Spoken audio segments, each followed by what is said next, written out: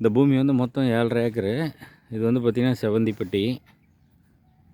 இதுவும் தொட்டியத்திலிருந்து கரெக்டாக 3 கிலோமீட்டர் வரும். இது அப்படியே ரோடு பேஸ் கம்ப்ளீட்டாக ஃபுல்லாகவே. இது வந்து பார்த்திங்கன்னா கார்னர் பூமி, சைட் போடுறதுக்கு நல்ல அருமையான பூமி. வாங்க போய் பார்க்கலாம். இந்த ரோடு இப்படியே போயிட்டு மறுபடியும் வந்து ரைட் கட் ஆகிடுது. அப்படியே இந்த மெயின் ரோடு போயிட்டு இப்படி ரைட்டு கட் ஆகிடுது. காடு வந்து பார்த்திங்கன்னா அப்படியே சச்சரமாக இருக்கும்.